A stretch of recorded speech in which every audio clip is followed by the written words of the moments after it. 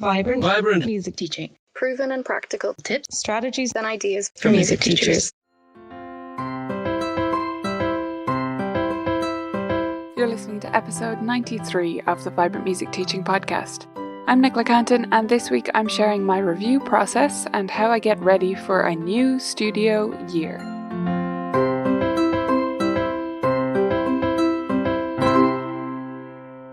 Hey there, beautiful teachers. Welcome back to the podcast. Great to be back with you again this week. This time of year is when I start to look forward to next year. Or no, not when I start, but when I really begin to put everything into place for next year, actually. So around March is when I start thinking about next year and budgeting and calendars and all of that stuff. And I really start to put it into gear in April, right about around now, usually around my Easter break from teaching, so that I can get everything ready for the next year. And I thought that it would be fun to share this process with you, as maybe it's something you already go through yourself and I can give you some ideas about changes you might like to make. Or, maybe it's something you've never thought about doing and you just go through, especially if you don't have a big summer break. I find that teachers who teach pretty much year round or with more spread out shorter breaks tend to just keep things going until they think about making a change. And it's nice to have that defined split, whether it's in January for you or whether it's in June, July, August, that kind of time like it is over here.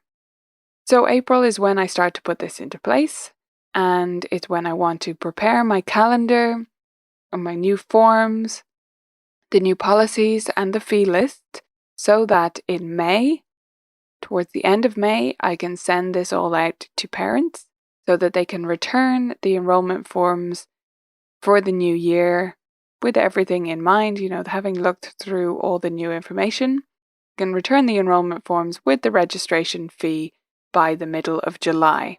So I have them do that so that in August I can schedule everyone and sort everything out. And it's good to have that buffer in there. And it's good to give parents a few weeks to return these things because they might need to make some decisions.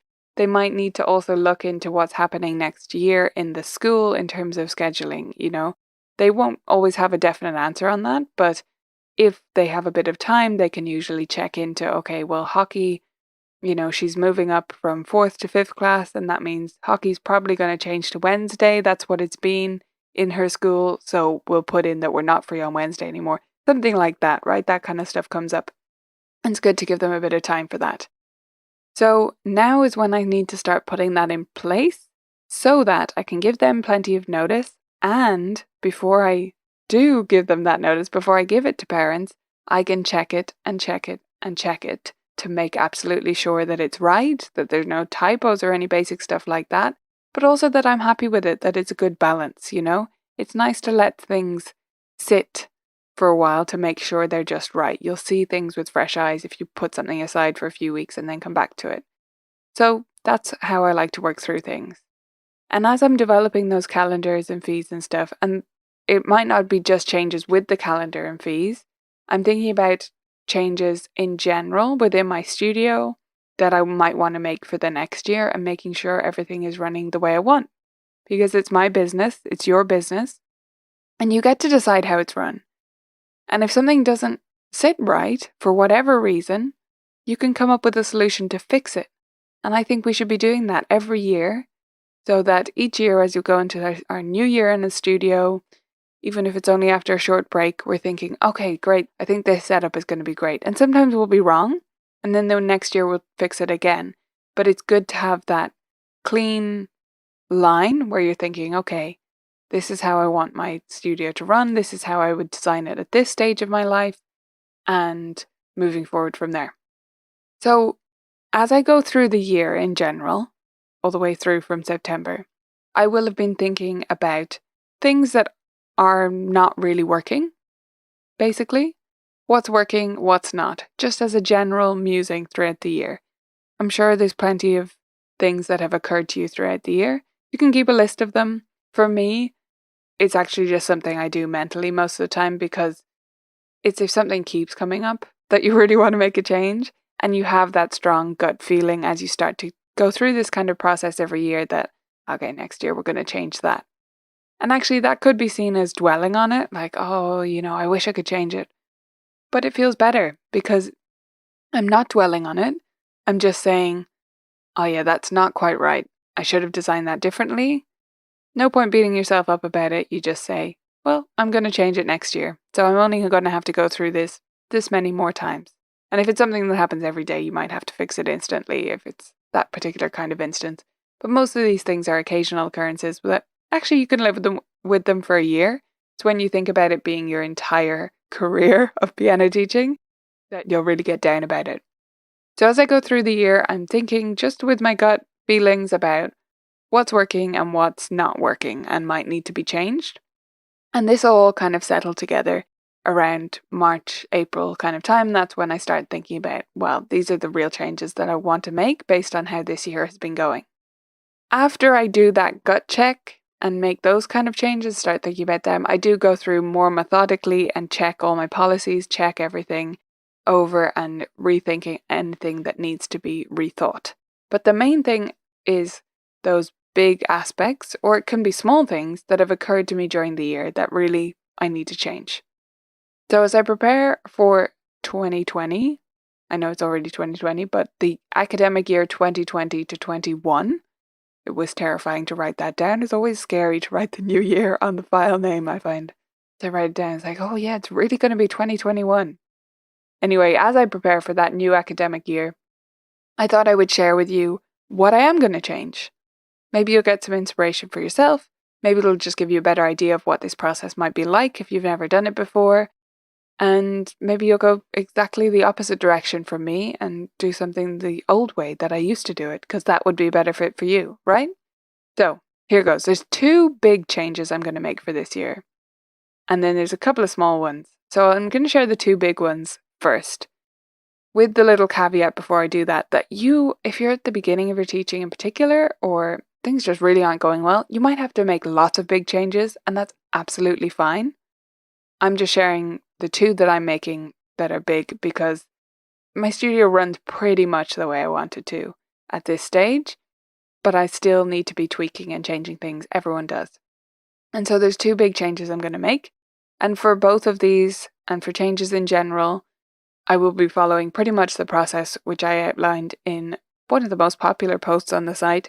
It's at colourfulkeys.ie/change, predictably enough. And it describes how to make any change, whether that's fee changes, whether it's moving to no makeups, whatever you want to change for yourself.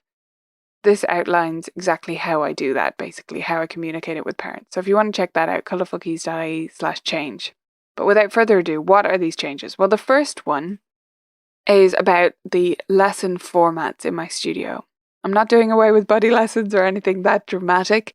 I'm not actually changing the formats all that much. But what I am doing is reducing them a bit. I have a lot of options in my studio, and that actually works pretty well.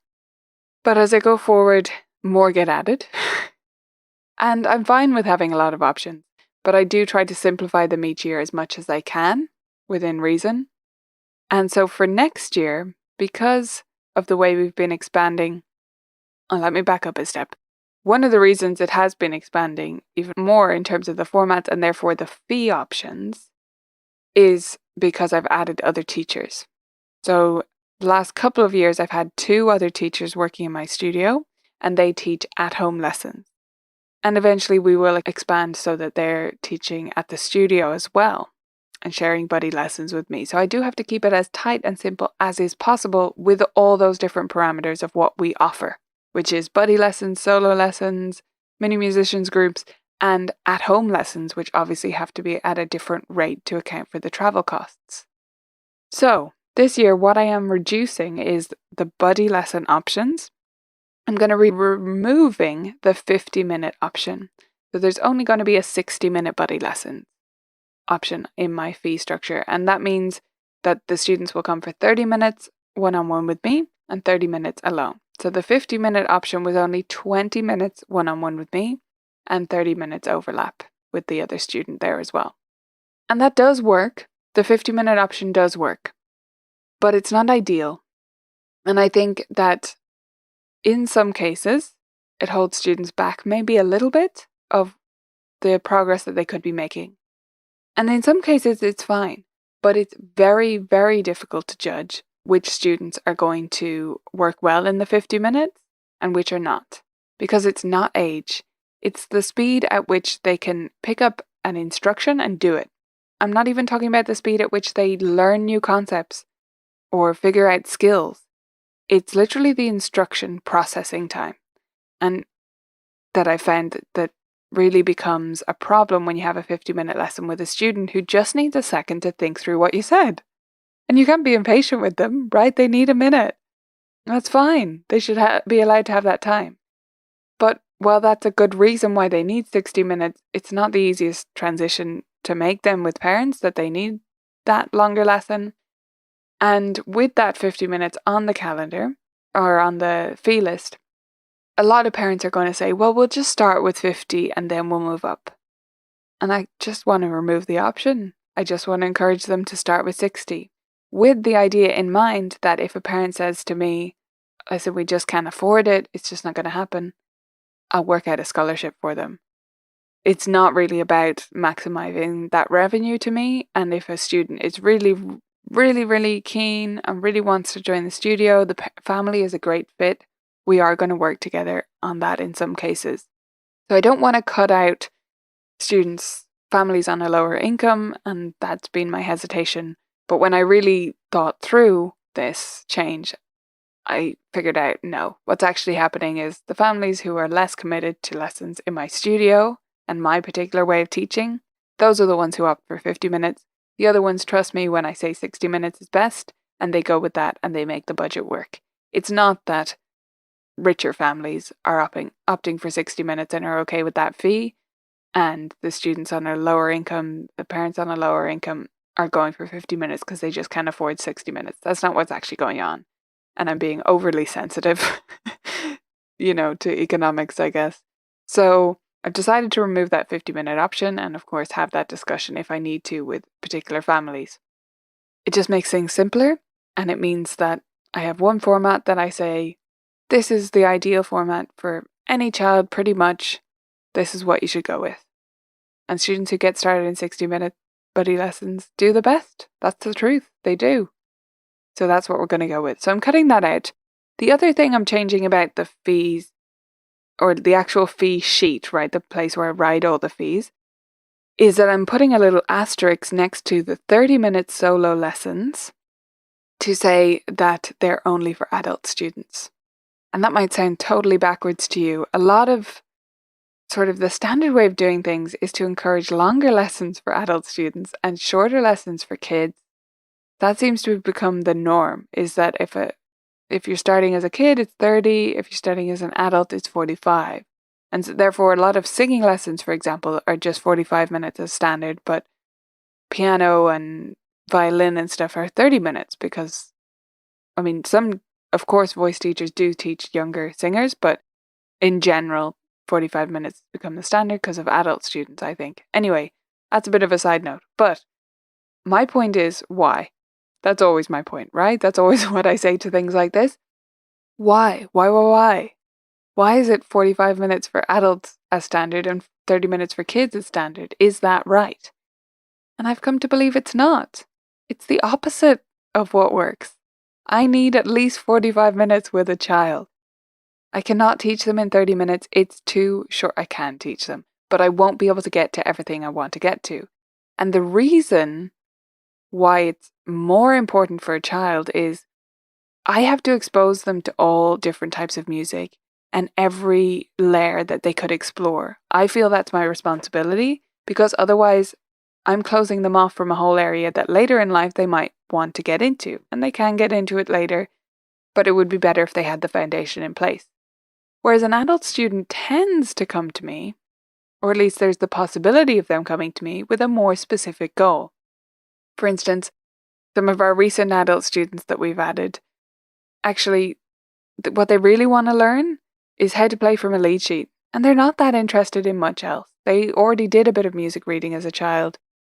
They play in a band, they never learned to play with chords, and they just want to learn that. And you can do a pretty good focused 30-minute a week lesson on that. You could explore more in 45 minutes and that's fine, but you can do that. Another situation where an adult student only really needs 30 minutes is actually the biggest benefit for certain students from lessons, certain adults, is that weekly check-in and the steadiness of it. And 30 minutes can achieve that. Checking in with their pieces, looking at different things within it, helping them with practice strategies. I can do that in 30 minutes, right? And some adults, that's really all they need. They don't want to go at a breakneck pace. They don't want you to expose them to all of music theory ever. They just want to keep learning pieces for their own enjoyment, and they want to stay on a steady track with that. And 30 minutes can achieve that. So that's why I've decided to put in that little star to say only for adult students. And of course, if there's a particular case, if a student has a learning difference that makes it tricky to have a 45-minute lesson or something like that, that kind of instance, fine. We can put them at that adult student rate at 30 minutes, fine. But I don't want it there as an option that parents think is a budget option. It's really the same reason as the 50-minute thing, right? I don't want the students, the parents who are not invested in my studio, because I get some fantastic inquiries already, plenty of fantastic inquiries, too many to fit, from parents who really, I'm what they want, which is an amazing thing, and I'm so privileged to have that they come and inquire on my website because they want this fun approach. And the best way for me to deliver that is the buddy lessons. It's not the 30-minute solo lesson. So either they're going to come to me and expect that, and they can't actually get it within that 30-minute lesson slot that they've chosen or insisted on, or they're choosing that because actually they don't care about the way that I teach. They just wanted a basic piano teacher. And then they're not a good fit for my studio. It's just not going to be the greatest for them and their child, right? I want people who really want me. That sounds a bit egotistical, but there we go. That's how we stand. So, those are the two changes I've made in the fees. The other change is a bit more convoluted, so I'll explain it briefly. This is about mini musicians. And what I've decided to do is restructure some things in terms of the timetable that mean that mini musicians are either going to be on Mondays or Saturday. And the reason I've done that is so that I can take bank holiday Mondays off.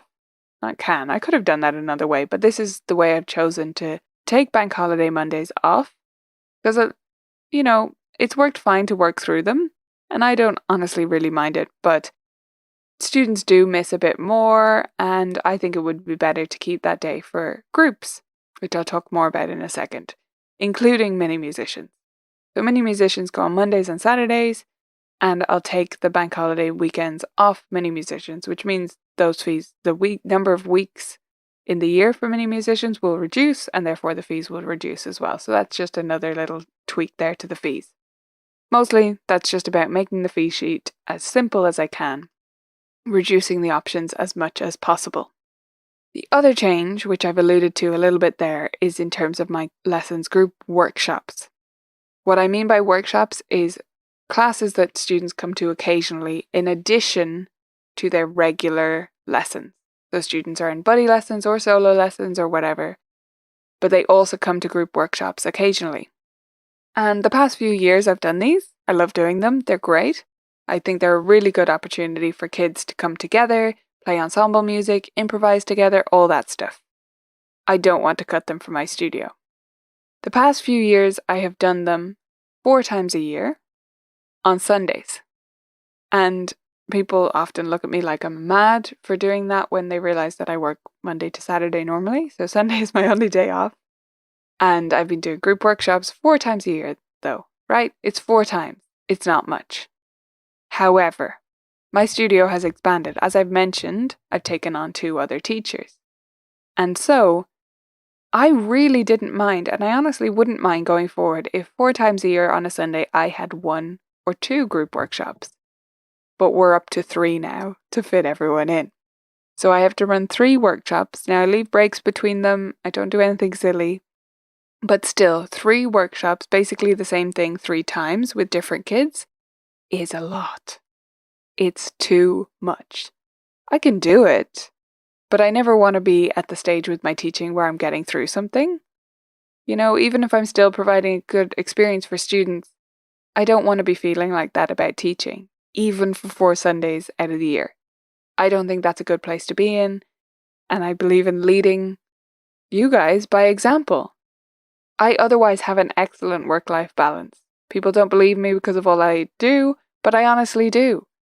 I feel very balanced. I feel like I have loads of time for myself as well as my work, but not on those 4 weeks a year. And basically what hit me with this, so it's been the past 2 years basically that I've done this extension of 3 group workshops on those days. And it started to dawn on me, this is where the gut feelings come in. It started to dawn on me that, yes, I was tired after the group workshops, that's one thing. I was very tired on the Sunday evening. Fine. Relax, chill out, don't do much for the rest of the Sunday. But here's the real problem, the real kicker. I was in a bad mood for Monday, Tuesday, Wednesday at least of that week, consistently. Every time I did those 3 group workshops, I'd wake up on Monday and I'd just be a bit annoyed at everything. I mean, I'm never exactly one to snap, but I just feel a bit off. I wouldn't be super enthusiastic about any of the work I was doing during that day, and maybe have a little bit of a headache, but more than that, it was just about my attitude. I didn't feel great or excited about anything I was doing. And that would sort of carry over to Tuesday, normally Wednesday, and then by Thursday I'd kind of recover, and then, when I got my Sunday off the next weekend, I'd fully recover and be back to normal the next week. But that's basically a week where you're not feeling great. And I'd even feel like I was getting a little bit of a cold, but I wouldn't get a cold, right? That's your body telling you, you are run down, this is wrong, this is not good.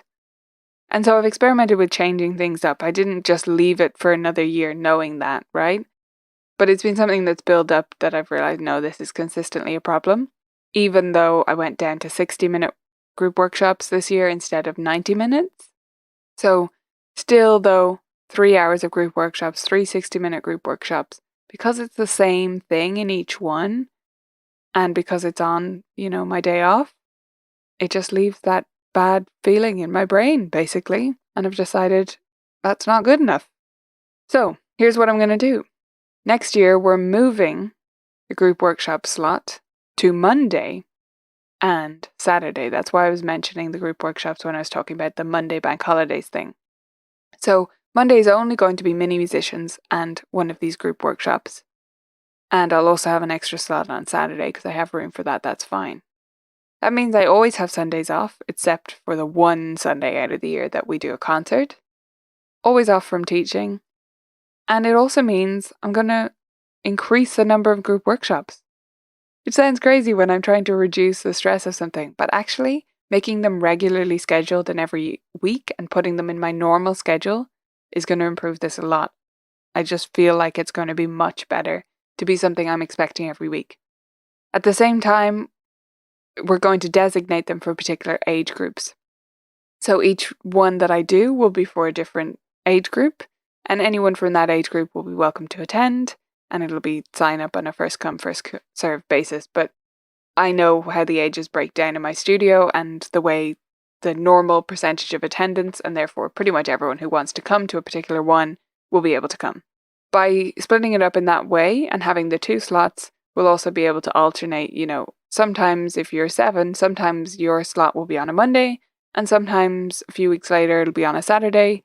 And so if one of those 2 options suits you, you'll be able to attend quite a few out of the year, right?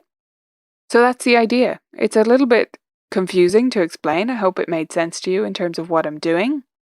But more than that, I hope the problem made sense to you. Because that might be true for you about something completely different area of your business, but it just leaves you feeling a bit blah, bit unmotivated, bit of a headache, something wrong in some way. Your body does tell you these things, and you have to listen to it. So I'm listening to mine. Believe that I'm pretty good at doing that, and I like to follow through with looking after myself, because I think all teachers should look after themselves, because you're important to your students, right? Beyond anything else, beyond just your own health, you're important to other people. So I'm going to make that change this year. The other smaller changes I'm making, I'm going back to the January recital. Last year we did a Christmas one. My aim is to do that every few years so that students build up some Christmas repertoire, but it doesn't take over the entire of basically October, November, and half of December every single year.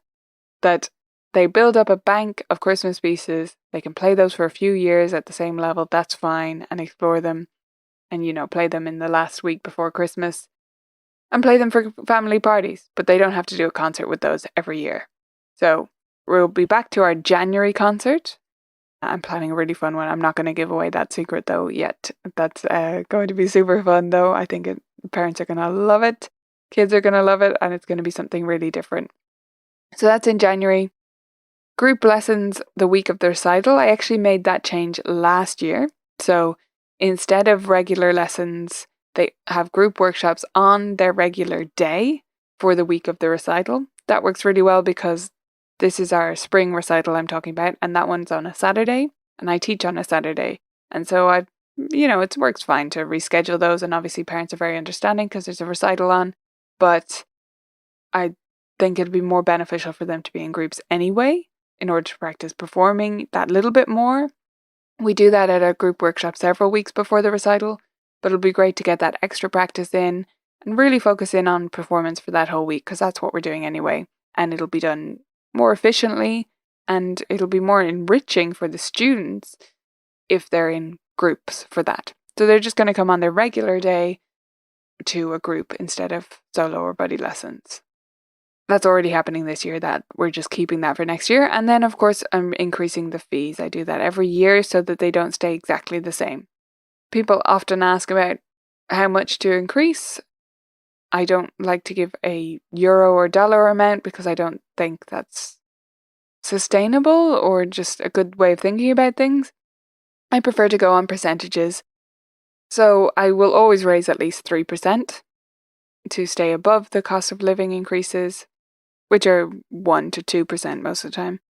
And then, so 3 to 5%. This year I'm going up a little bit less than normal actually. So it's more around 4, it's often around 5%. So we're going up that little bit, and at the same time also increasing the availability of group workshops, so they're getting a lot more for that same money, but that doesn't have to be the case.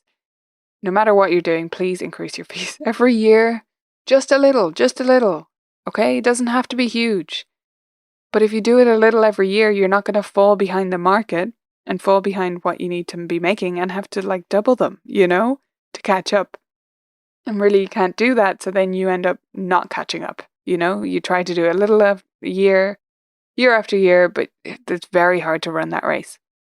So if you haven't done them in a while, maybe do the big jump. But then don't let that happen again. Go up a little bit every year. Ooh, this has been a longer episode, more like a normal podcast length, right? Instead of the normal VMT podcast length. But I hope that you found it useful, this chat through the review of 2019 to 20 in my studio and what we're doing for 20 to 21. I'd love to hear what changes you're going to make. Let me know about it. You can write to me in the comments on this episode, show notes if you're on the page, or you can write to me in our Facebook group, Vibrant Music Studio Teachers, or the members group, VMT Clubhouse. Tell me about the changes you're going to make, whether you go through a review process like this, and whether something I said made you balk or maybe inspired you to take some action yourself.